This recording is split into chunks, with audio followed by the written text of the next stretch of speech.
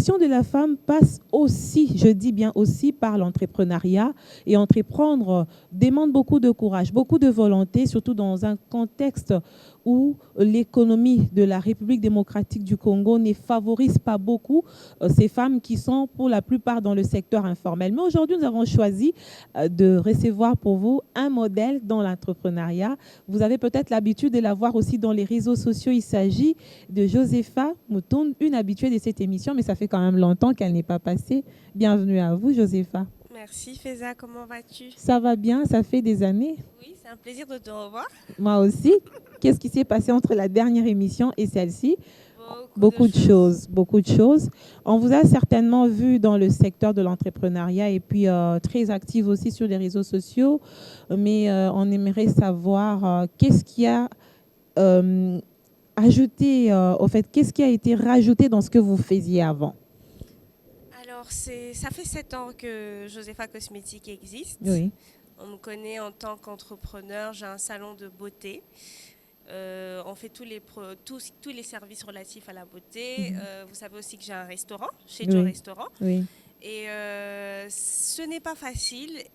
Je pense entreprendre, c'est une chose, lancer un projet. Être au top, c'est bien, mais c'est surtout se maintenir qui est le plus grand défi, le plus grand challenge. Le plus grand challenge, surtout en RDC. Surtout en RDC, on connaît les conditions dans lesquelles on travaille. Ce n'est pas facile. Et je peux dire que ce qu'on a rajouté, déjà, on a une nouvelle boutique à Bandal. Ah. Oui, qui a ouvert le 28 janvier. Déjà? Oui, déjà. C'est très bien alors. Donc, on compte plus d'employés, donc il y a plus d'emplois. On permet à d'autres femmes, à d'autres hommes de pouvoir avoir un métier fixe. Donc, c'est un plus des revenus fixes, donc un plus pour la société, pour l'économie. Et on arrive à servir plus de clients, plus de femmes, donc du côté désormais de Bandal, donc au numéro 2, avenue Inga, pour celles qui ne savent pas. Oui. Et on continue. C'est quoi, c'est une boutique d'habillement, une boutique Non, c'est toujours Josepha Cosmétique. Ah, c'est une autre branche de Josepha Cosmétique. Ah, d'accord. Donc je peux dire que les choses avancent plutôt bien, malgré les difficultés, on tient bon. Et je ne peux que rendre grâce à Dieu pour ça. Et puis à vous, à toute la clientèle, à tous ceux qui nous encouragent et qui nous admirent jusque-là. Mais est-ce que vous avez tenu compte de la bourse de Bandal par rapport aux revenus, par rapport au milieu? Parce qu'on sait que Josepha en ville a ses prix. Josepha Bandal aussi, j'espère que vous avez tenu compte du milieu. Oui, absolument, parce qu'il y a eu une étude d'abord de marché qui a été faite. Et on a bien compris que Bandal, c'était pas Gombe. Et donc, on a ajusté les prix. Et en ce moment, il y a une belle promo d'ailleurs pour l'ouverture. On a des services à partir de $10. Wow. Un maquillage à $10, ce qui n'était pas pareil avant. Ça n'a jamais été comme ça. Et si vous remarquez bien, en parlant de l'évolution de Josepha Cosmétique, on regarde, il y a 7 ans, il n'y avait pas autant de salons de coiffure, il n'y avait pas autant de maquilleuses. Mais aujourd'hui, on a vulgarisé le maquillage et je pense qu'on est sur le bon chemin. Aujourd'hui, le maquillage, ce n'est plus quelque chose de précieux comme avant. Tout le monde peut avoir accès à ça.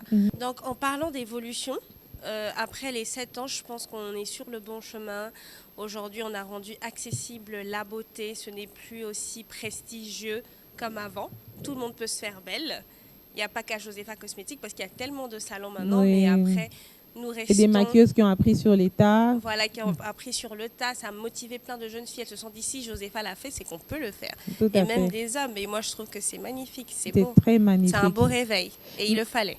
Mais vous êtes jeune, c'est vrai que vous inspirez beaucoup d'autres jeunes à entreprendre. Mais est-ce que tout le monde est appelé à devenir entrepreneur?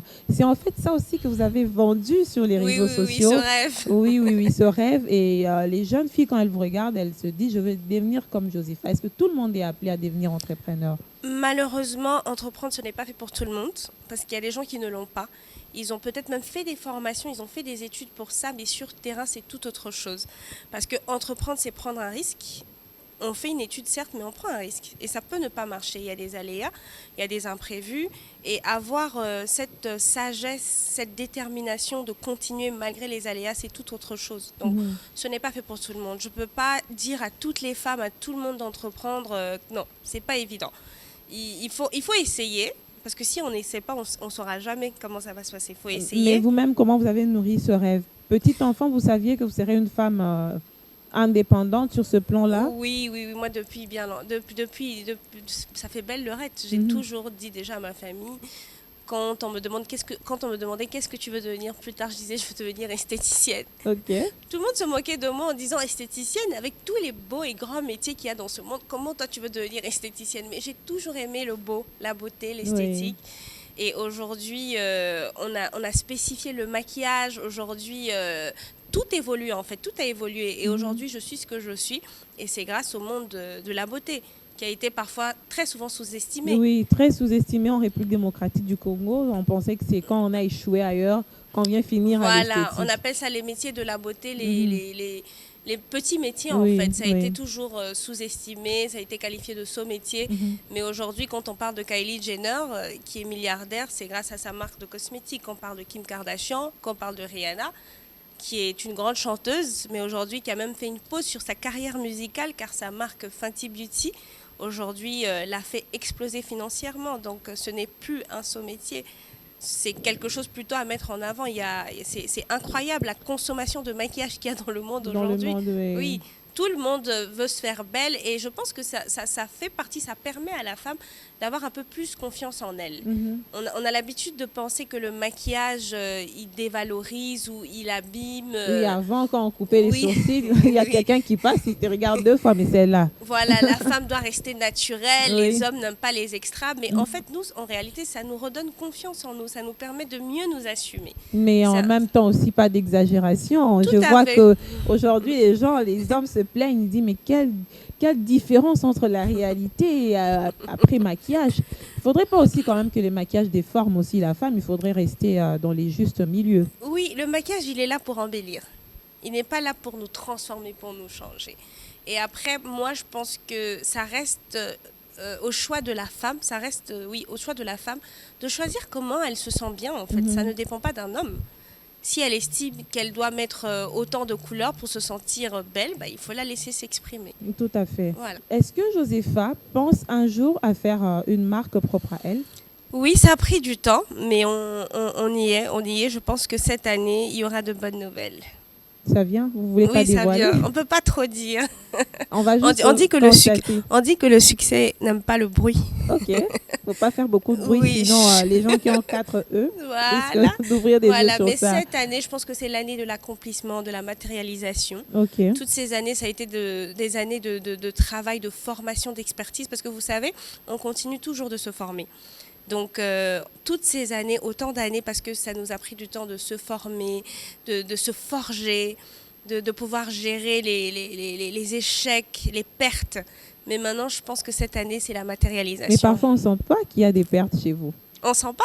Qu'il y a des pertes, il y a des échecs. On peut pas le montrer parce qu'on doit rester forte. Je fais comme toi. Je reste forte. Toujours. Oui, c'est important. Toujours, c'est important. De communiquer un message positif. Tout à fait. Les femmes ont cette difficulté de quitter l'informel vers le formel alors qu'elles ont beaucoup de capacités, beaucoup d'atouts. Vous avez eu ce courage-là de formaliser ce que vous faites. Certains diront oui, mais pas des moyens. Oui, peut-être que le nom aussi, Moutoun, a beaucoup joué sur ça. On ne sait pas. Et qu'est-ce que vous direz à ces femmes qui ont des atouts, mais elles ne savent pas par où commencer?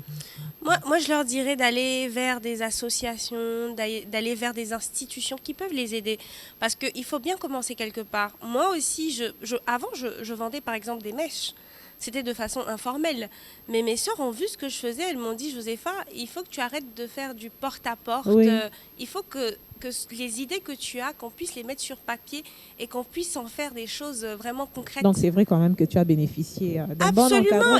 Oui, un bon encadrement. Donc, voilà pourquoi moi j'ai eu la chance d'avoir mes sœurs. J'ai la chance de les avoir parce qu'aujourd'hui, c'est un projet familial, mais c'est moi qu'on met en avant. Oui. Je suis au cœur du projet.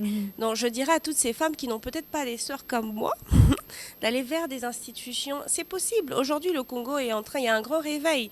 Aujourd'hui, on communique sur des possibilités. Donc, je pense qu'il faut se lever. Des opportunités, il faut se lever, aller vers qui de droit et se renseigner. Aller à l'AFEC, par exemple. Aller à l'AFEC, demander comment ça se passe, comment est-ce que je peux démarrer mon business de façon formelle, quelles sont les conditions, qu'est-ce que je devrais avoir. Il faut se renseigner, il faut demander de l'aide parce que c'est pas en restant assis que l'aide va venir, c'est pas possible. Je veux revenir sur les échecs. Il vous est arrivé de pleurer parce que vous avez échoué, vous vous dites là j'arrête et tout, je sais plus. Plusieurs fois. plusieurs fois. Qu'est-ce qui vous remonte? Peut-être que c'était hier. Qui sait? Voilà, qui sait. Mais je me dis toujours, Josépha, si tu t'arrêtes, qui va continuer pour toi? Personne, en fait. Parce qu'il y a ton rêve à toi, il y a ce que toi tu veux et personne d'autre va le faire à ta place. Et je me dis, tant que tu vis et que tu respires, c'est qu'il y a de l'espoir. Parce qu'il y a peut-être des personnes qui sont parties il y a 5 minutes et qui n'ont pas pu réaliser leurs rêves. Et toi, Dieu te donne encore l'opportunité de continuer, de faire perdurer ce rêve. Donc, tu n'as pas le choix que de continuer. J'arrêterai jusqu'au dernier souffle. Quand Dieu va dire c'est la fin, c'est la fin. Mais tant que je suis là, je ne vais pas abandonner. Mais oui, ça m'arrive de me décourager beaucoup. Oui, ça arrive à beaucoup des femmes. C'est dur, hein, c'est dur. C'est très dur, surtout dans les domaines de l'entrepreneuriat. On a reçu beaucoup de femmes sur ce plateau. Elles vous disent c'est pas facile. Parfois, les taxes asphyxie les ambitions, oui, les business. Et parfois, on est buté à des problèmes de financement aussi. Il n'y a pas une politique assez fluide pour permettre aux femmes de pouvoir accéder à des financements aussi, facilement. Oui. C'est quand même un casse-tête ici en République démocratique du Congo pour les femmes. Mais il y a la seule chose que les femmes ont en elles, c'est le fait de se connaître. C'est ça le premier atout, en fait. Si quelqu'un se découvre, ça lui permet d'avancer. On dirait que c'est là qu'il y a un grand problème qui persiste, où les femmes ne se découvrent pas. Elles ne savent pas si elles doivent faire la politique, elles doivent faire l'entrepreneuriat comme Josépha, elles doivent travailler dans un bureau. Finalement, tout le monde rêve de devenir comme Josépha, mais est-ce que c'est ça à quoi tu as appelé? Ça prend du temps, effectivement, de se découvrir, parce que même nous, ça nous a pris du temps. Même moi, personnellement, c'est un développement personnel, ça prend du temps. On se côtoie tous, mais finalement, beaucoup de personnes ne savent pas qui ils sont et ce de quoi ils sont capables. Moi, ce que je communique, c'est un message positif. Je veux que les femmes puissent se lever, démarrer quelque chose, qu'elles n'aient pas peur. Mais est-ce que devenir comme moi, c'est synonyme de réussite? Et est-ce que ça va réussir à tout le monde? Ça, je ne peux pas le dire. C'est pas possible. Il y a des gens avec qui ça marchera, d'autres non. Et il y a peut-être des filles qui feront mieux que moi. Oui. Elles viennent, elles arrivent. Parce que le temps passera, moi je prendrai de l'âge, je serai aussi fatiguée, je vais me concentrer sur mon foyer, mes enfants, mais il y aura une autre vague qui va arriver. Donc est-ce qu'il faut juste regarder à Josépha et se dire que oui, elle a réussi, donc il faut faire comme elle, je vais réussir? Je pense que l'essence, comme on a dit tout à l'heure, c'est d'abord de se connaître, de savoir qui on est, qu'est-ce qu'on est capable de faire et de garder plutôt comme un principe le travail, la détermination, parce que dès qu'on a ces principes-là, peu importe ce qu'on fait, on va réussir en fait. Il vous est arrivé d'avoir des coups parce que vous êtes femme?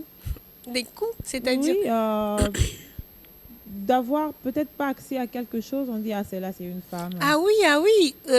Aujourd'hui, ça fait 7 ans qu'on entreprend et dis-toi bien qu'après 7 ans, il y a quelques années, il y a des gens qui n'acceptaient même pas de collaborer avec nous.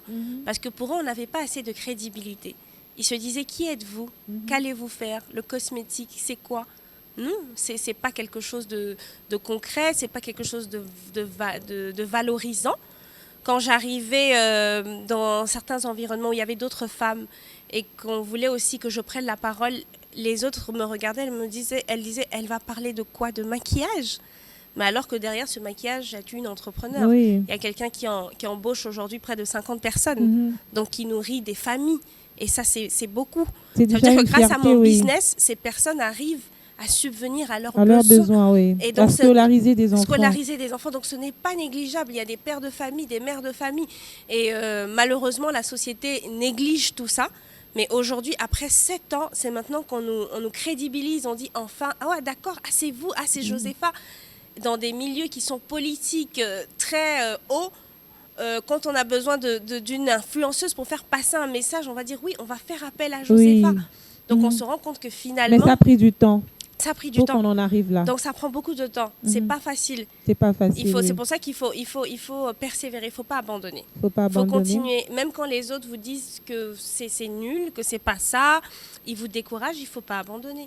Mais qu'est-ce que vous diriez à ces hommes qui, parfois, mettent les bâtons dans les roues quand les femmes veulent avancer?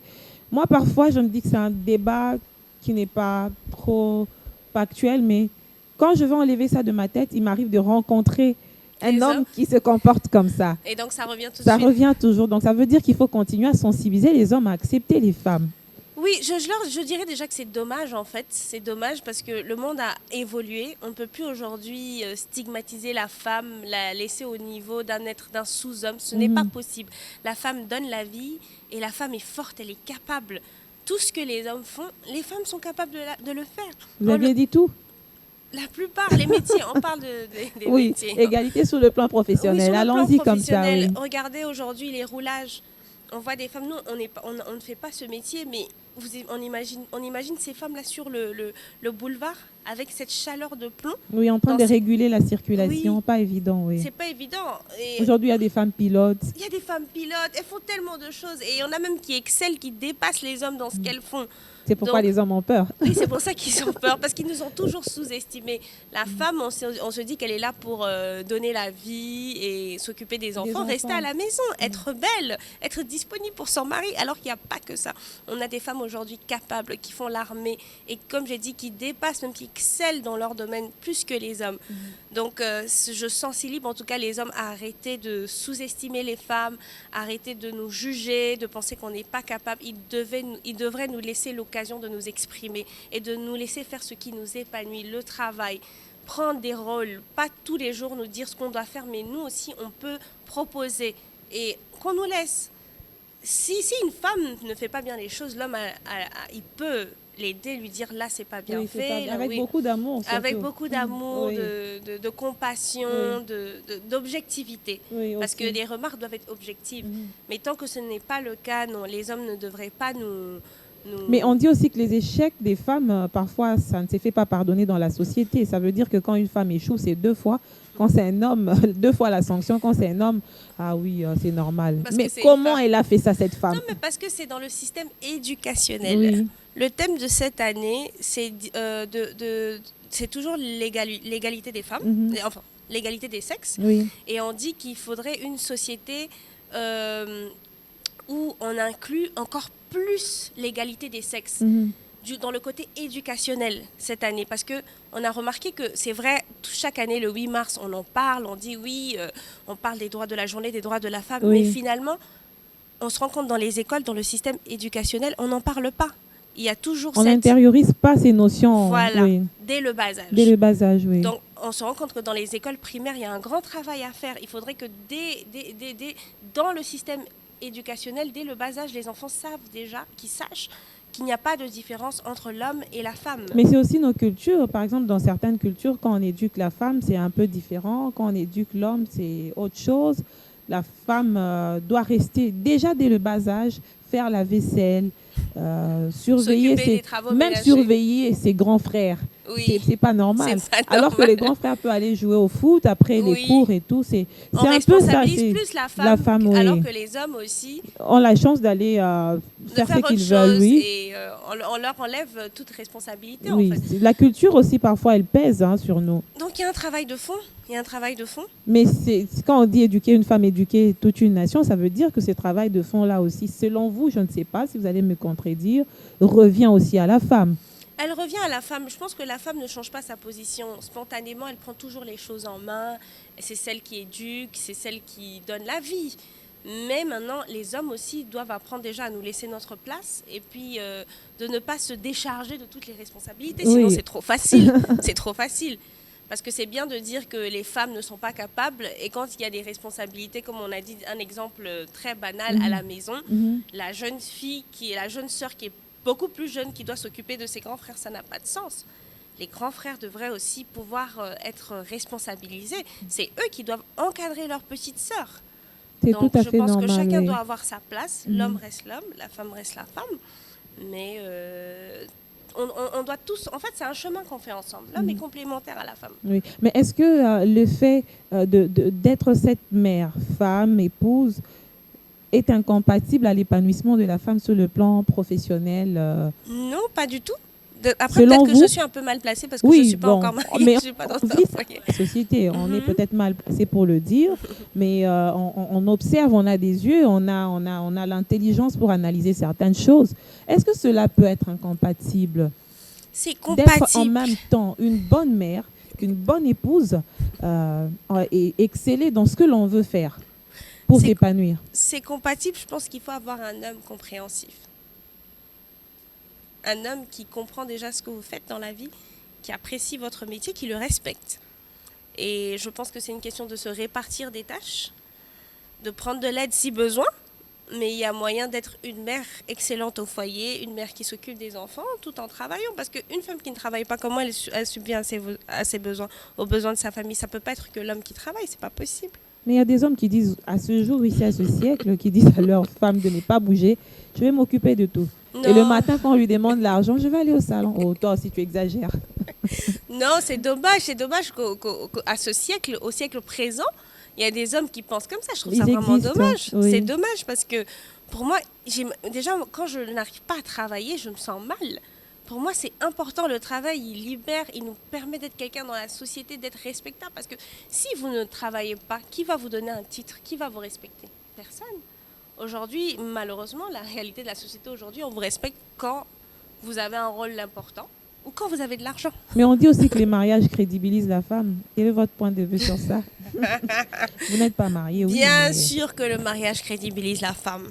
Mais ça a aussi ses aspects négatifs. Non, ça crédibilise la femme.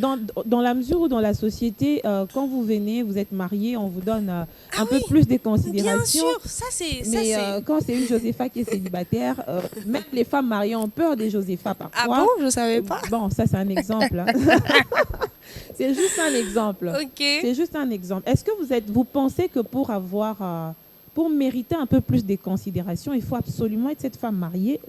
Pas absolument, parce que pour moi, il ne faut pas idéaliser, il ne faut pas finaliser le mariage. Ce n'est pas une finalité. Pour moi, ce n'est pas une finalité. La seule finalité qu'on a, c'est la mort. Moi, je pense que le mariage, c'est quelque chose, c'est une valeur de plus pour la femme. Moi, je suis chrétienne, et selon la parole de Dieu, toute femme est appelée à se marier. Donc, c'est bien que tu sois une jeune fille qui entreprend. Après, tu as un certain âge, c'est bien de se marier. Donc, oui, je suis d'accord que le mariage ajoute un plus et ça permet de crédibiliser la femme, surtout mais il faudrait au pas Congo. Que ce soit une condition sine qua non. Absolument, non, moi je ne suis pas encore mariée. On te donne de la valeur, il faudrait que tu aies une alliance. La preuve, aujourd'hui, je ne suis pas mariée, mais est-ce que je ne suis pas respectée? Non. On me respecte malgré que je ne suis pas mariée. Mais je sais que le jour où je serai mariée, il y a peut-être des milieux où je rentre des milieux dans lesquels je pourrais rentrer plus facilement. Mais il y a aussi des et je serai plus acceptée, fermée. Oui, pourquoi pas?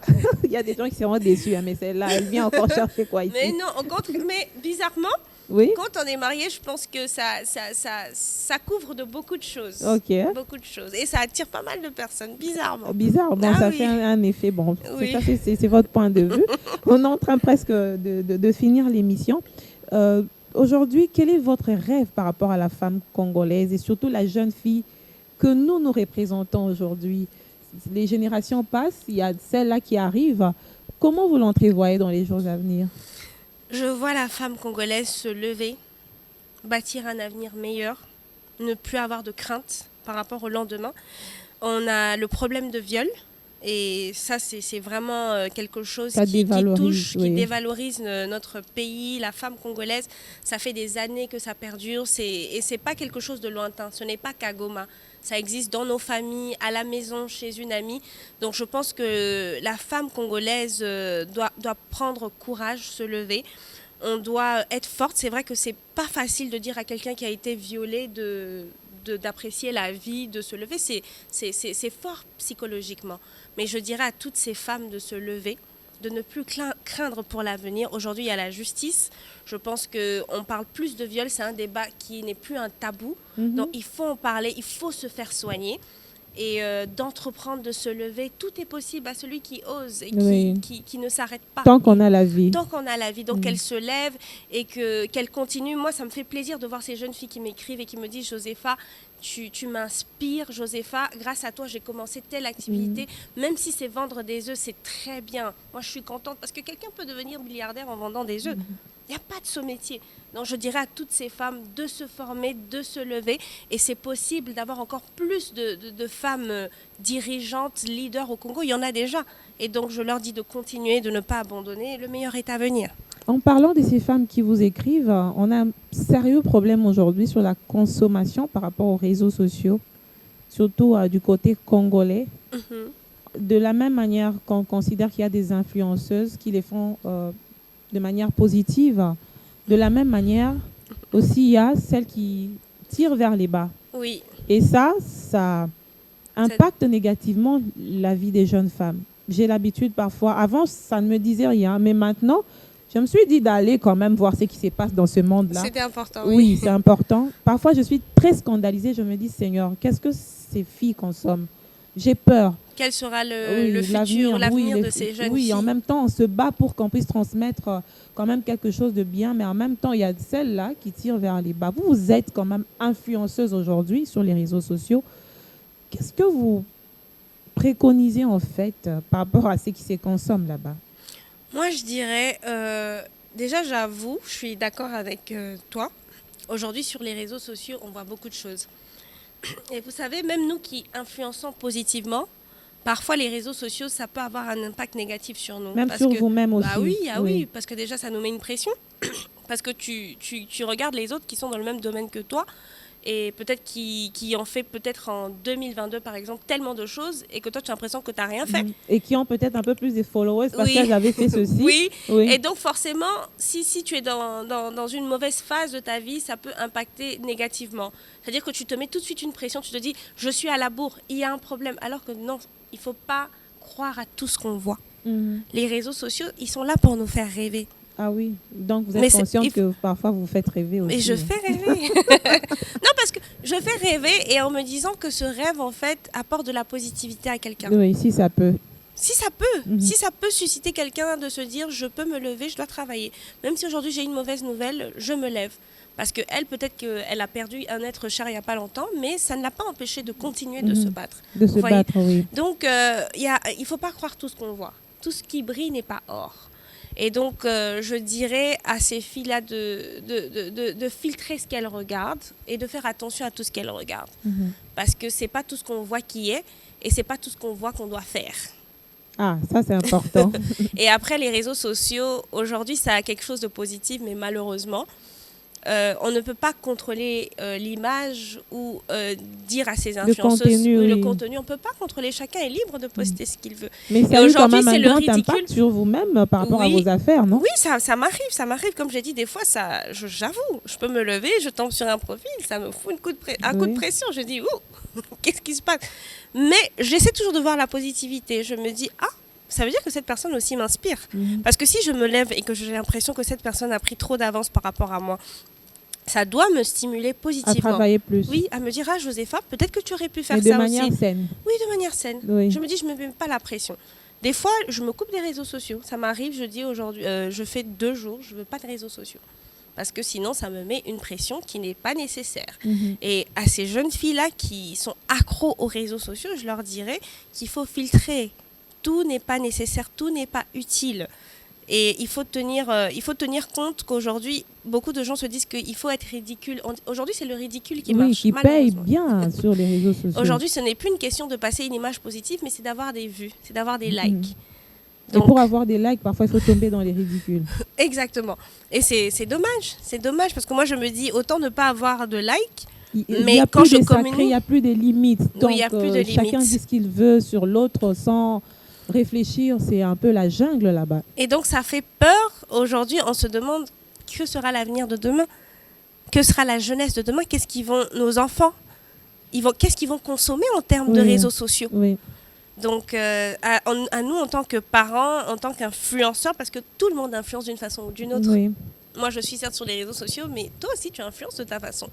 Quand tu vas poster un statut sur WhatsApp, si tu mets quelque chose de positif, automatiquement, tu influences les autres aussi à penser positivement. Donc, je dirais à ces personnes de filtrer. Tout ce qui brille n'est pas or, il faut faire attention.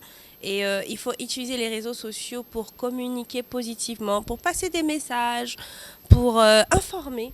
Il y a des gens aussi qui se forment. Hein. Oui, voilà, pour se former. Aujourd'hui, Dieu, la technologie, a mis à disposition de tout sur Internet pour nous. Il faut juste utiliser ça à bon escient. Il faut pas s'éparpiller. Merci, Josépha Moutound. On a fini cette émission. Déjà? Ah oui, déjà. C'était intéressant. Moins que vous n'ayez quelque chose à rajouter. Non, c'était un plaisir d'être avec vous encore aujourd'hui. Oui. Et j'espère que ce petit échange permettra à plein d'autres femmes de s'autonomiser davantage, d'aller de l'avant et le meilleur est à venir. Et le combat, on doit le mener ensemble. Ah oui, merci ensemble, c'est plus important.